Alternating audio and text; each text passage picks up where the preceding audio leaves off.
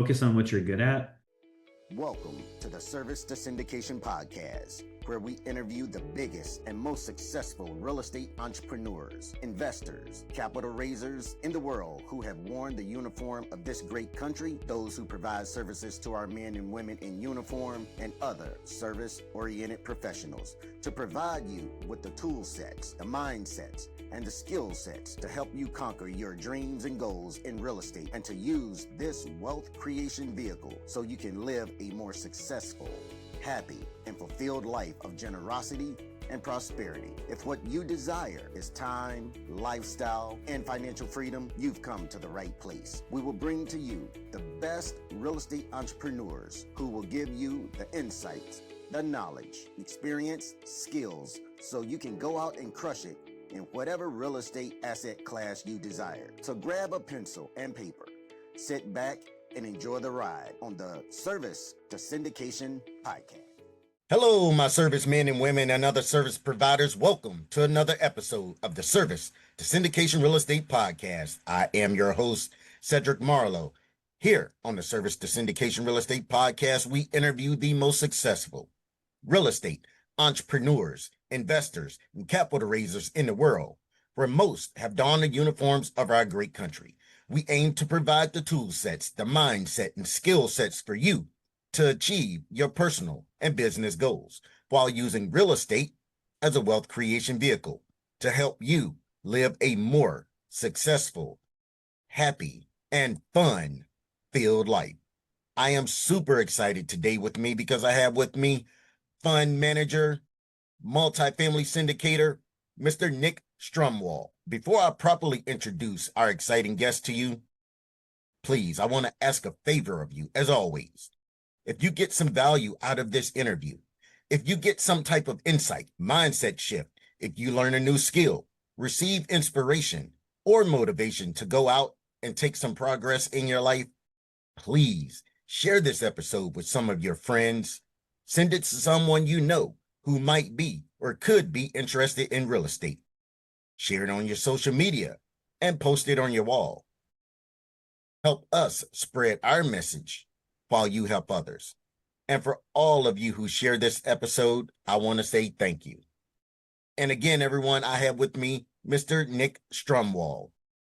He is the founder of Oak and Vine Capital and Vice President of Efficiency and Innovation at Rise 48 Equity.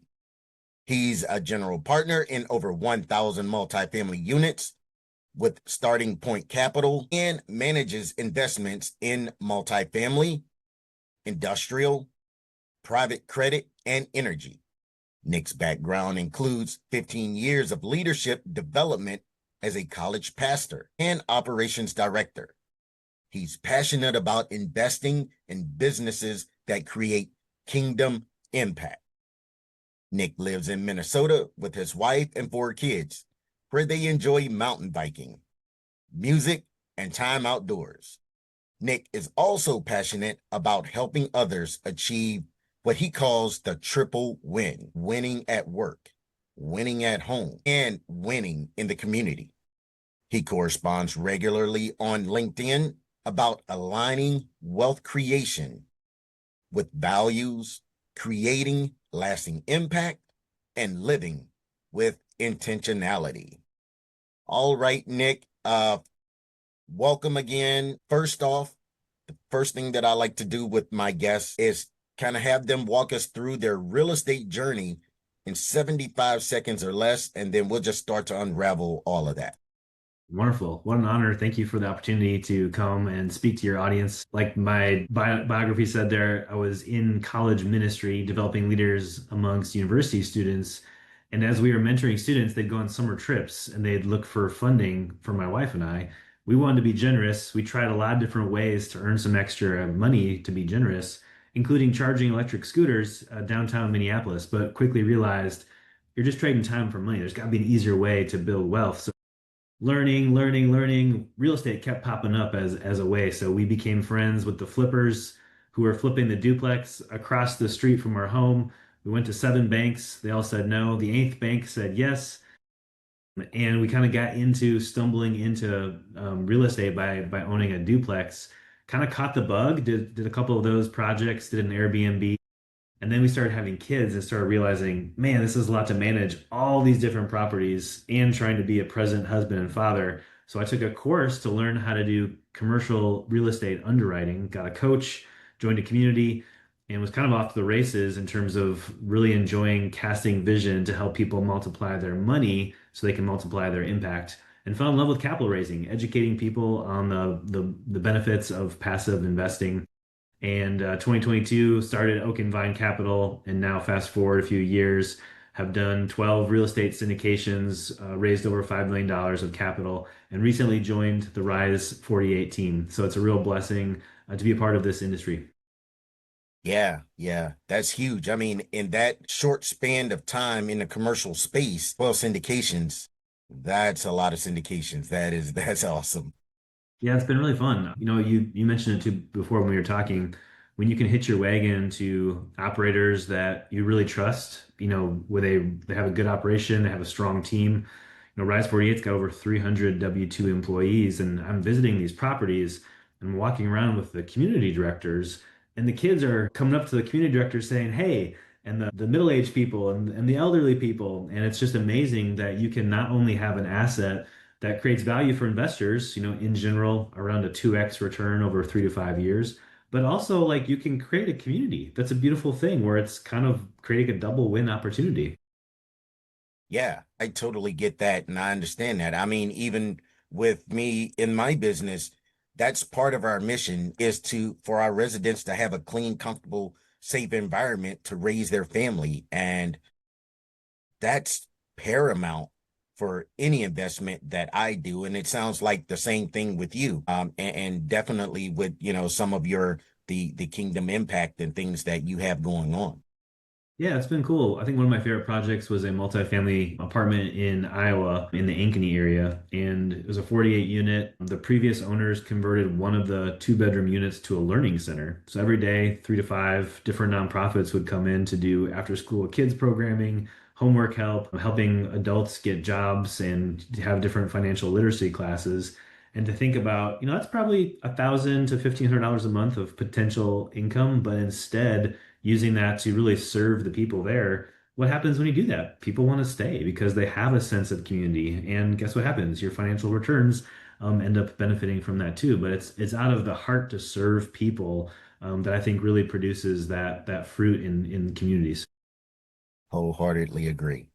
So, Nick, you've had a unique path from college pastor and operations director to now managing investments across multiple asset classes. What sparked the transition into the world of private equity and multifamily real estate? Yeah, I think, we live blocks away from where a lot of unrest happened in Minneapolis, and we just saw firsthand the needs of our communities can be overwhelming. But what if there were some leaders that had a vision to set their financial freedom number, but then 10x it so that they could live on 10% and just give the rest away to help meet some of those needs in our local communities, both where you live and the needs abroad are vast too. So I just think that real estate is one of those vehicles where you can produce a lot of resources that you can then use to help create change in the neighborhood. So it's been interesting making that transition from ministry to real estate. And in some ways, the impact potential is just as deep and wide when you're having conversations about money and future investment and legacy. At the end of the day, that's what people want to build is a legacy more than just financial freedom, more than just maybe buying that car for their child or sending their kids to college. They want to really create change, and real estate produces the opportunity to really make that change. It's definitely not an overnight thing. It's a 5, 10, 15, 20-year goal, but it's amazing. $150,000 investment today, compounded every 5 years. After 30 years, reinvesting that compounded return can produce over $3 million of impact opportunity. One $50,000 investment today. So imagine multiplying that into multiple $50,000 investments every year, and just imagine the impact that you can help create. Absolutely. As I was doing my research, I found, where you were talking about living, giving away 90% and living off the 10. And what popped in my mind was the Giving Pledge, the Bill and Melinda Gates Foundation, That's what a lot of these multi billionaires, this is what they're doing. They've made that pledge to maybe once they pass on, leave their family like little to no capital, maybe enough to live on them and maybe the generation after them, but they're giving back. They're giving back, even if it's through the Bill and Melinda Gates Foundation. That actual foundation is doing so much for the population as a whole. And that's just that huge impact that a lot of people don't see that's out here. And that's wonderful that you have that in you to give back in such a way. And your wife, she bought into it. So that's even better, when it's a family as a whole. That's great. Been fun too. Like I have three boys and a daughter, and the boys are old enough where they've been able to help on some of the projects we've managed. Cutting the grass, shoveling the snow. My oldest son is really into drones, so he's come with me on a few visits to properties to take drone footage of the properties and starting to catch an understanding of how you can be faithful with a little now and how that can really produce a lot over time. Yeah, absolutely. And it's great that, like you said, your children are sitting there watching this from their parents. That's so huge. So, how have your years in leadership development shaped your approach to leading teams and managing capital today? Yeah, I've been really blessed to have some amazing mentors in my life, men and women that are the people that show servant leadership in how they act and how they lead themselves. They're not afraid to share something that might be challenging, but also developing. And they're also the first to volunteer to do the job that no one else wants to do, whether it's taking out the trash or whatever the thing may be. And I think when you lead people, the mark of a leader is less about what achievements that leader can make and more about when the people around them, how are they excelling? How are they growing? How are they developing?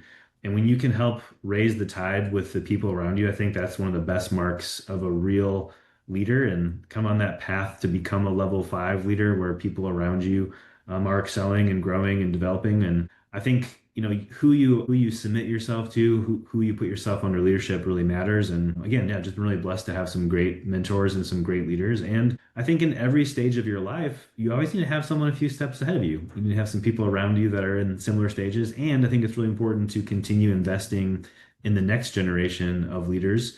So one way that I'm doing that now is some of my current investors, some people in my current network have been seeing my real estate journey and they've been reaching out wondering, hey, what can I do to get started? So I've got a lot of great resources for people available through my LinkedIn content and on my website where people can take that first step, make their first investment, and really move from kind of that first investment even to becoming a leader doing capital raising and bringing other people in to investment opportunities. So I think there's so much opportunity out there. The ocean is so big. There's thousands of species yet to be undiscovered. And I think there's a lot of opportunities to be uncovered, even in the real estate space too.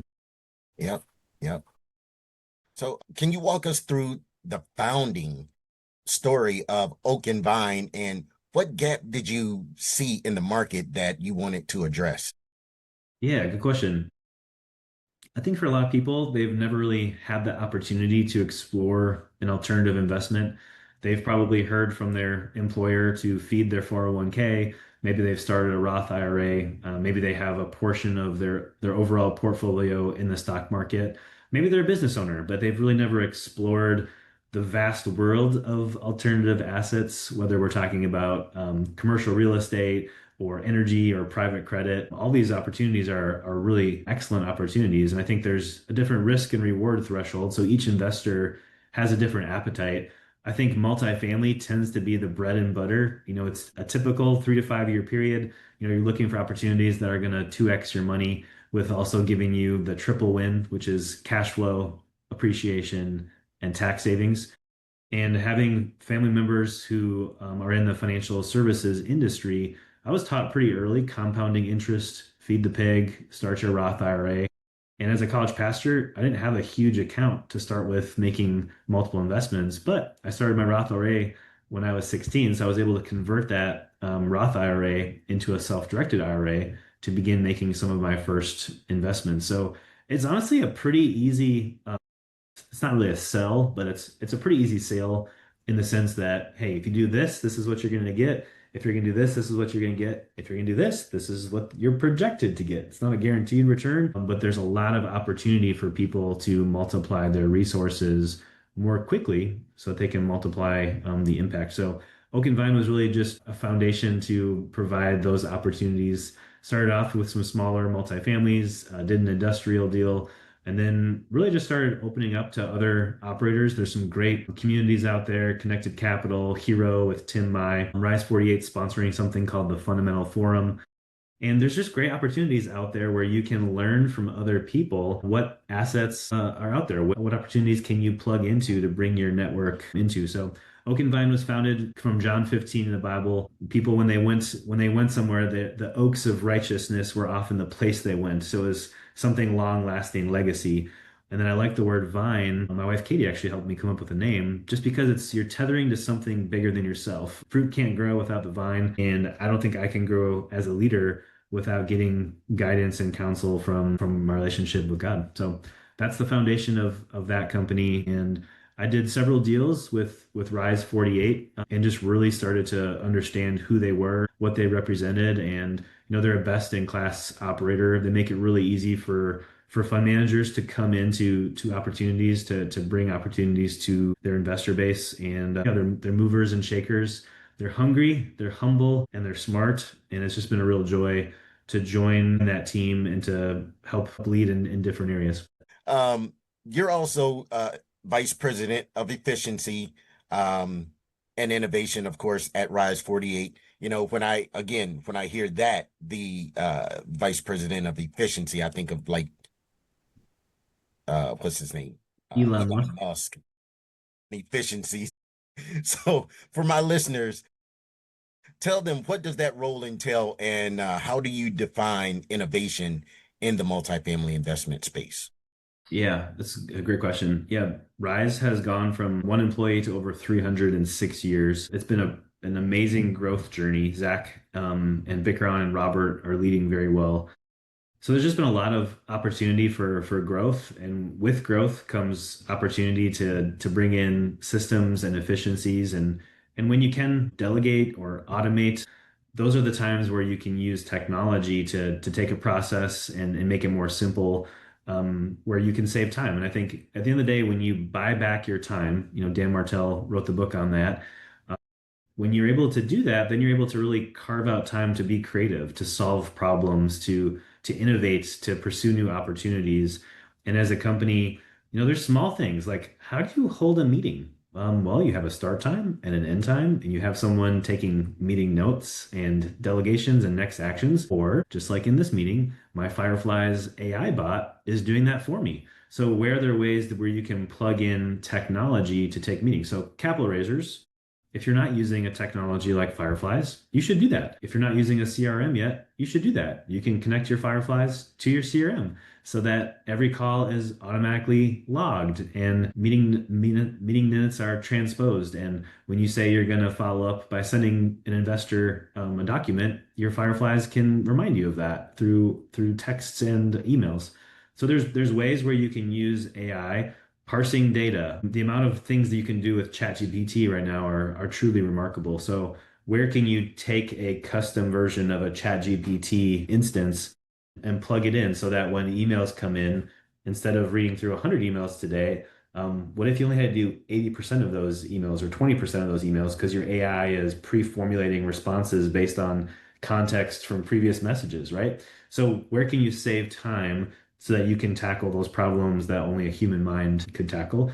A lot of times people just need access to forms. So set up an AI bot to give them those forms so that you're saving your time. Lots of opportunities within the company, from the financial teams to the property management teams to the capital raising teams, even just to like general leadership and how do you think about developing people so that they can become the person that God's designed them to be. You got to give them growth plans and give them resources and help them chart a course towards what that would be. So we're doing a lot of different things within the company to help increase the efficiency and the innovation. And the Doge program was the foundation for why this role was even created. Okay, great. Yeah. So you just mentioned quite a few things there, just not we don't want the secret sauce, but what one thing are you guys using right now in terms of AI to help Rise 48 grow as well as Oak and Vine?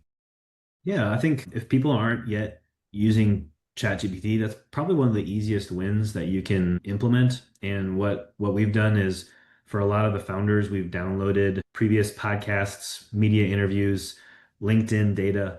I've literally downloaded my entire LinkedIn database into a custom GPT so that when I'm creating content, I'm not having to tell my custom GPT, I've named him Chester. I'm not having to tell Chester how I like my content. It's mobile ready.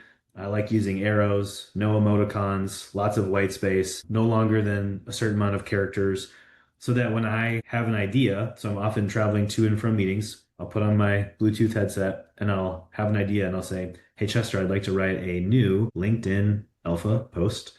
Chester knows LinkedIn Alpha is the keyword for context for all of these different things I've already fed it. And we'll have a conversation and I'll say, "Hey, this is a pain point that I was just had with this investor. I'd like to speak to this. Please reference, this post, this document, this podcast, pull out these data points, and then help me craft a post that would speak to this pain point for this particular person." So it's incredibly powerful. I mean, you can use it for meal planning. My wife uses it for that. My kids use it to do research for homework. And I'm like, yes, amen. Keep doing that because we have to embrace technology. It's not going to replace humans in the near future. So we can embrace it. That's one clear example. I think when it comes to technology at Rise 48, we're trying to keep our tech stack pretty simple. We use HubSpot, and there's a lot of innovation features that we're testing right now. One of those is a technology that allows you to text people using blue bubbles. And if you're an iPhone user, you know what I mean by blue bubbles. Blue bubbles are iPhone to iPhone, and it produces a sense of safety and security, and there's more advanced multimedia features such as sending video clips or little voice messages that you can do. So that's a technology that we're doing some testing with right now to try to connect with our investor base. We're also starting to roll out some beta testing of some chatbots and trying to get.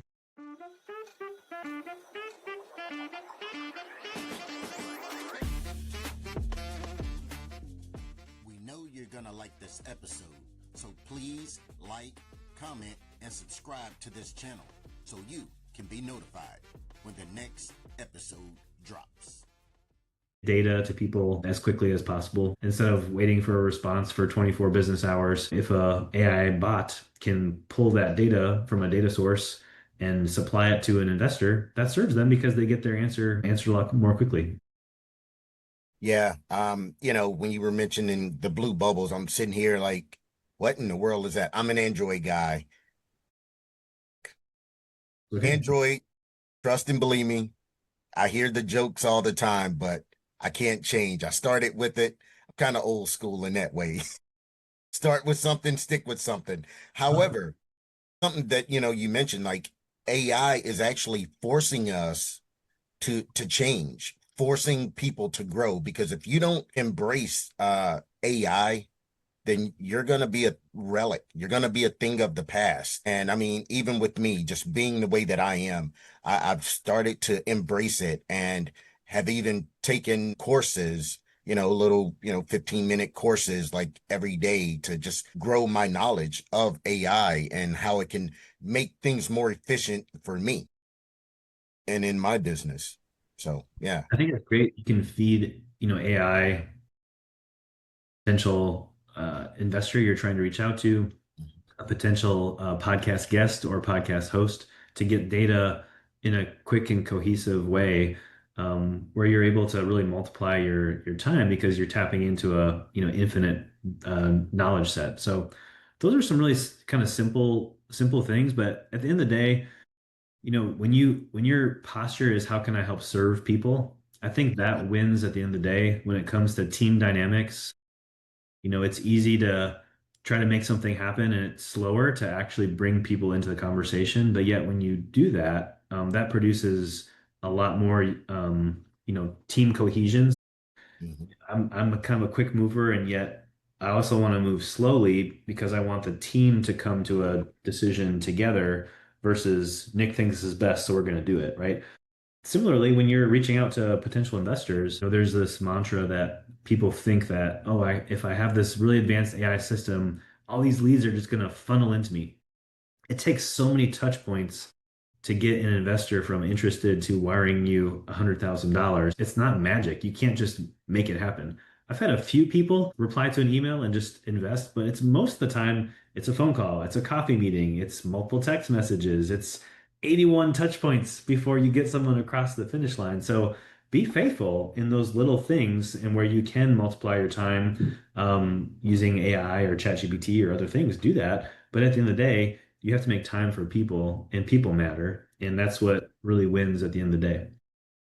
Yep, I totally agree with you on that. People matter in this business. People do business with people, of course, they know, like, and trust. We all know that. So you've been involved in multifamily, industrial, private credit, and energy. How do you approach diversification across these asset classes? Yeah, I think each asset class has its own strengths to it and different risks. Generally lending money is more secure. So private credit, income funds, those are great opportunities to park cash. It's usually a shorter time horizon, 2 to 3 years versus 5+ years. And you're probably getting, 10 to 15% average annual returns, with a lower threshold for liquidity, but you're not necessarily capturing as much upside. Multifamily tends to be, a very safe and secure opportunity. In general, X returns over 3 to 5 years with some tax advantages. And then, you kind of have energy, oil and gas investing, higher potential returns, but also more volatility in the commodity market. So, and typically a longer hold period. So every investor has a different threshold. And I've found people like to have opportunities in all of those spaces. I do think like you have to focus on what you're good at, and Rise 48 is really good at multifamily. We're good at finding those assets that will deliver those types of returns in markets where there's job growth that's happening. So right now we're in Phoenix, Dallas, and in North Carolina. We're trying to break into Florida. We've been trying to underwrite there for almost a year and haven't found an opportunity there yet, but we're working hard. And I think at the end of the day, we want to find those return thresholds that will kind of meet that minimum demand for our investors, as well as where can we help create communities. And wherever we are, we send an office there, we build a team there, and we employ Rise 48 employees to do all the work so that we can control the entire process from start to finish.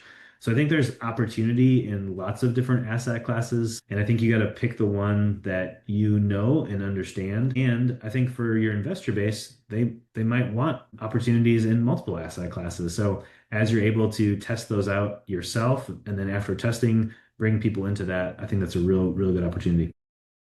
All right. So do you prefer either asset class over the other? And if so, why? I wouldn't say like one rules the day. I think multifamily is kind of like bread because it's one of the staple parts of your overall diet. I think that it's a proven, track record over a long time horizon to produce, fairly good returns. You're not always going to hit a home run. I think a lot of operators that bought deals in 21 and 22 when the interest rates went from 4 to 8 were or are or have been struggling. So there's different market dynamics that you have to be aware of. And, in general, it's a great opportunity to run 2x. So Rise has done almost 60 acquisitions of multifamily. We're aiming at doing another 7 or 8 before the end of the year. And then we're moving towards doing 2 multifamily deals per month starting in January. So we're developing our team, we're ramping up our systems. We really are rely on and try to invest in fund managers. Between 70 to 80% of the capital that we raise for deals comes through fund managers. So we make it drop dead simple. And one of the reasons I really enjoyed partnering with Rise is all of our tools as a capital raiser that you need, from the marketing materials to the decks to the monthly reporting, all of that comes automatically as part of being a fund manager with Rise 48.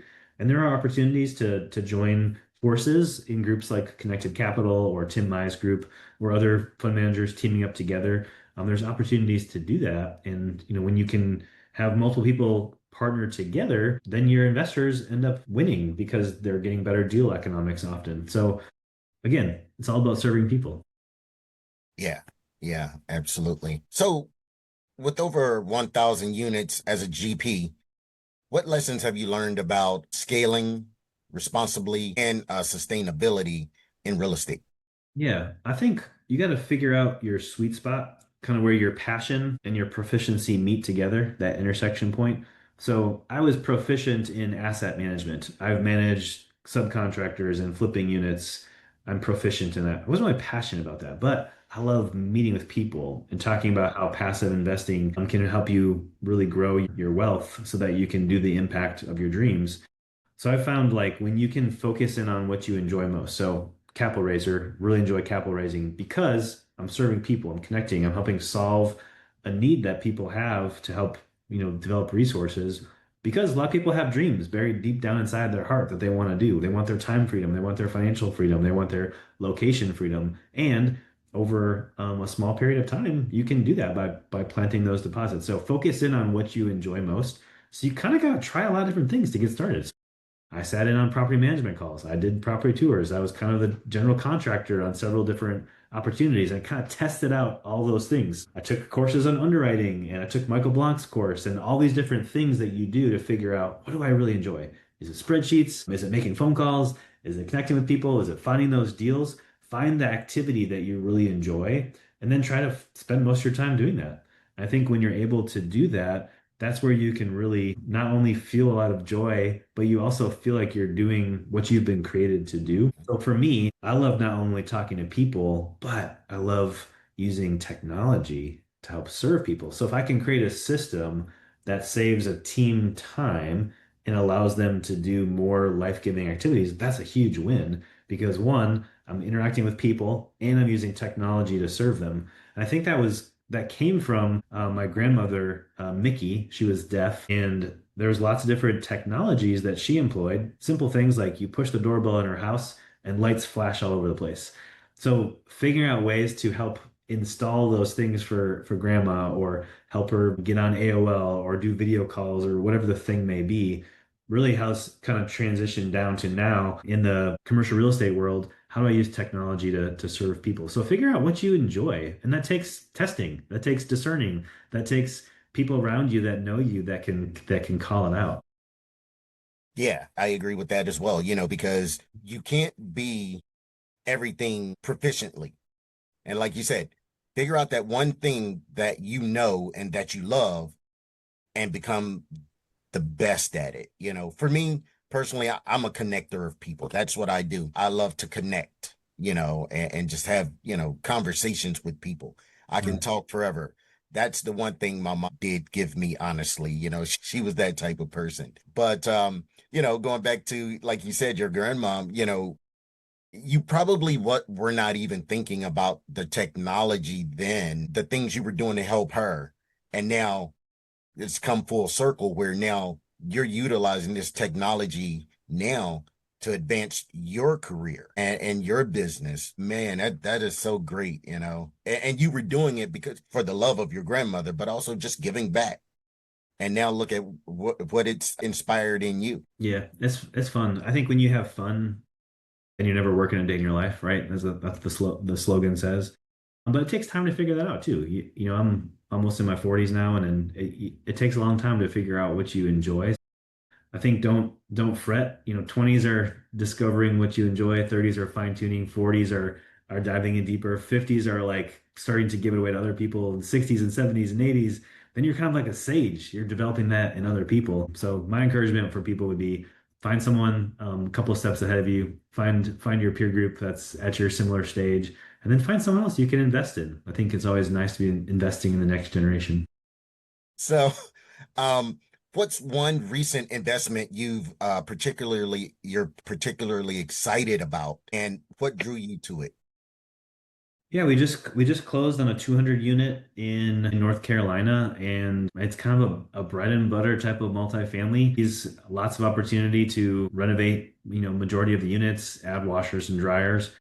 And it's pretty close to some other units that we own, so we'll be able to use economies of scale with our current team on the ground. And what I love about it is, you're creating a source of community and as I've visited some of our properties, I just keep coming back to our community manager, Ali, who just brings so much life to our properties. And as he's walking around, the kids and the middle age and the elderly people are coming up to him and just kind of giving him high fives and expressing thankfulness. So I really like that we have community managers on site to help serve our people. So I'm pretty excited about that investment. Okay. So, one of your key things is creating kingdom impact business. What does that look like in practical terms for you and your partners? Yeah, so I still raise capital through Oak and Vine. And what that practically means is I give away a portion of my GP interests into various nonprofits. I used to work for a ministry called Campus Outreach. So we partner with Campus Outreach. My wife's grandfather started Tanzania Life Project. They bring clean water to villages in Africa. We partner with our local church here in the Twin Cities. So we're just looking for ways to kind of practice generosity and really start building towards that, living on 10 and giving away 90. It's not going to happen overnight, but just the small measures of faithfulness. I think there's a real joy that comes in giving and partnering with nonprofits and ministries that you align with.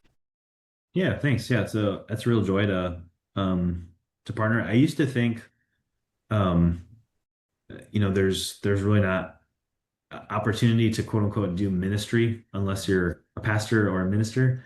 And Right. it's been really interesting. A lot of my calls I'll end with, "Hey, how can I be praying for you?"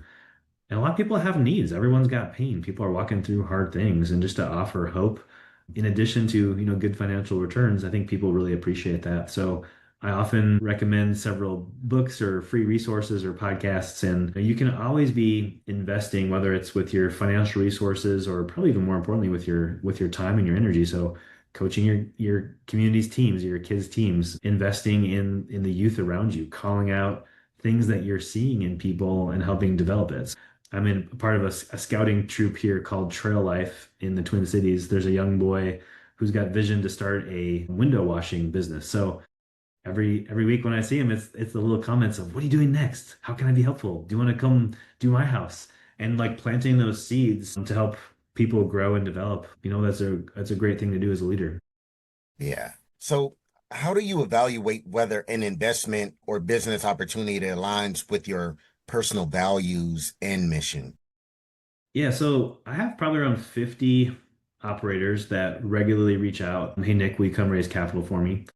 And it's usually a quick 2-minute meal test. We'll go out to meal, and I just watch to see how they interact with the waiter or the waitress. And usually within a few minutes, I'll know if there's someone I want to partner with or not. I really align with kind of that faith-driven investor. That's my avatar. I'll do business with anyone that wants to multiply their money and impact, but most of my investors have that kind of faith-driven avatar. So yeah, I think that matters to me. I think a lot, and I want to partner with people that really care about the people in the buildings that we are managing too. So what kind of programs are they implementing? What kind of community service do they have? Are they willing to forsake a little bit of profit in order to serve people? So I've heard stories of community managers, of administrators in Rise buildings in particular, where people have missed rent. And usually it's pretty black and white. You pay your rent or you don't. If you don't pay your rent, you're out. But instead of just booting someone, "Hey, what happened?"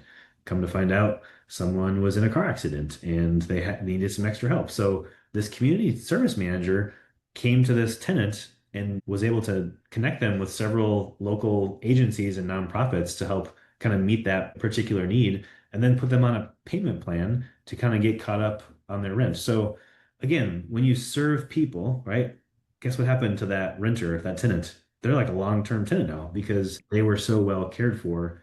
And that's not the case always. Obviously, there are certain situations where you'd have to evict someone, but those little moments really matter to me. And I think, you can't just read about someone on an OM. You have to meet people. You have to hear stories like that. You have to go and see before making an investment opportunity. Yeah. Yeah. Just part of servant leadership. It's just part of servant leadership. So, what role does faith play in your decision-making process as a business leader and investor? Absolutely. Yeah. Grace is a beautiful thing because grace realizes and understands that, like you just said, we're human. God has afforded us the opportunity to live and make mistakes, but it's for you to realize those mistakes and just ask God for his grace and forgiveness. And he gives it to you. All you have to do is open your mouth and ask. Yeah, it's a beautiful thing. Oh my goodness. So you often talk about achieving the triple win, winning at work, winning at home, and winning in the community. How do you personally strive to maintain that balance? Wow. Yeah, Nick, I tell you, time has flown. You've given a whole lot of great advice. But as we come to the end of this podcast, I have just a couple of final questions to ask you. So, what's your vision for Oak and Vine Capital over the next 5 to 10 years? Wow. Okay. So, if you could give one piece of advice to someone looking to align their wealth creation with their values, what would that be? Yes. I know for me, my serene time is basically like that. First thing in the morning, just when I'm walking outside. I'm clear. My head is clear. I usually listen to a podcast or something, to educate myself or motivation or something like that.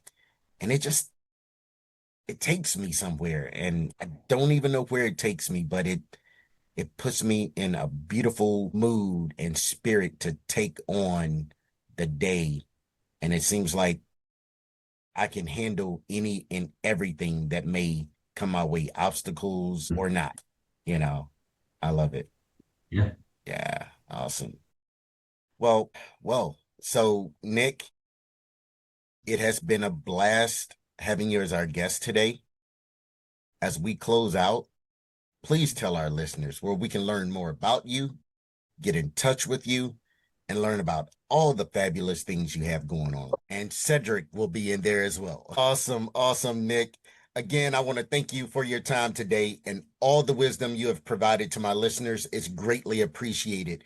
And I want to thank you, our fans, for tuning into the Service to Syndication Podcast, where we want to add value to you in your investing business.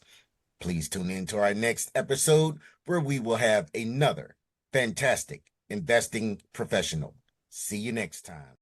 Thanks for listening to the Service to Syndication Podcast. We want you to know that we love and appreciate your support, and we are grateful about being a part of your journey to becoming a successful real estate entrepreneur. Please share this episode with a friend who you think will get a lot out of what you just heard. Send it to someone who you know is interested in real estate and dreams of having it all and being the best they can be in all areas of life. And if this was really valuable, share it on your social media stories and timelines. Thank you for watching and listening. Now go be great.